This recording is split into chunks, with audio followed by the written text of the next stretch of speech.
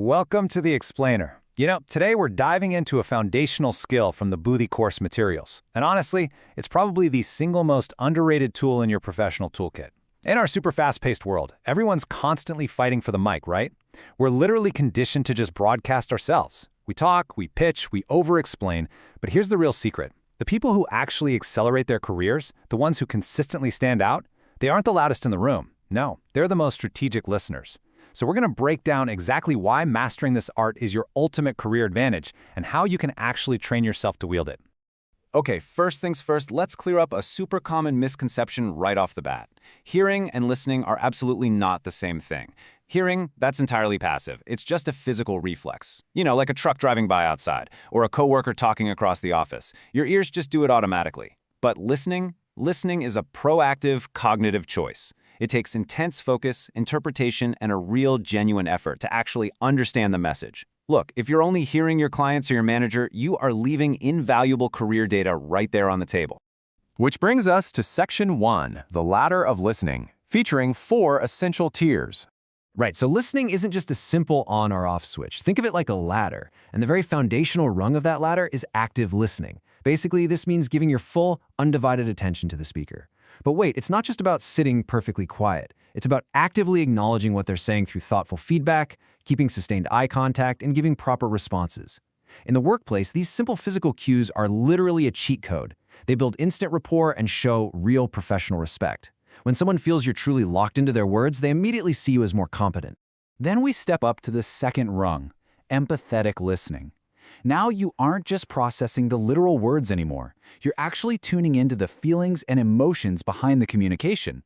Picture a super tense project meeting where deadlines are slipping. If you can read those emotional undercurrents of your team, you can de-escalate that tension and build massive trust. Seriously, people promote and fiercely follow leaders who make them feel truly understood, not just heard. Moving up to the third rung, we've got analytical listening. This is where your brain is really doing the heavy lifting. You're carefully judging and analyzing information right on the fly to grasp the deeper meaning of the conversation. So when someone's pitching a really complex strategy or explaining some massive supply chain issue, analytical listening lets you filter out all the corporate jargon and figure out exactly what it means for your specific project and your bottom line. And finally, we hit the top tier, critical listening. Honestly, this one is a true professional superpower. Critical listeners do not just passively accept information, they interrogate it. They're looking at arguments, spotting hidden biases, and using all of that layered insight to make highly strategic, well-informed decisions. At this level, you're not just the person taking notes in the back of the meeting. You're the one charting the path forward. Nailing this top tier is exactly what separates everyday employees from indispensable executives. All right, moving into Section 2, steps to better listening and how we can overcome the barriers in our way. Actually putting this into practice takes 5 simple but really profound steps. Step 1, practice mindful listening. Ditch the distractions. Seriously, close out those extra browser tabs. Step 2, avoid interrupting. Just letting someone actually finish their thought is a surprisingly rare form of respect today, and it instantly elevates how they view you. Step 3, ask clarifying questions to really dig deeper. Step 4, reflect and summarize what was said just to make absolutely sure you're on the same page. And Step 5, actively recognize your own listening barriers. Let's expand on that 5th step for a second, because you really have to know your enemy here.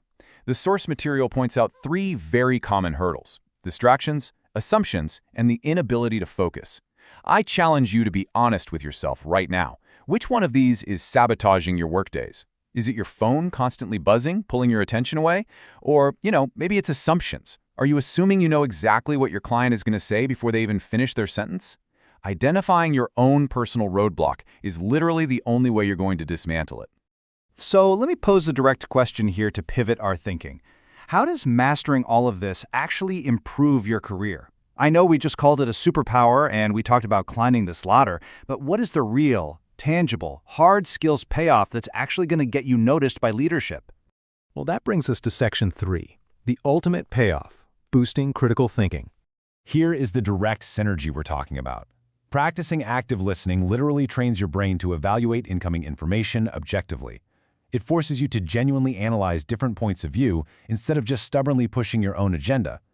And because you're gathering a complete, totally unbiased picture of the situation, you can come to incredibly well-informed judgments.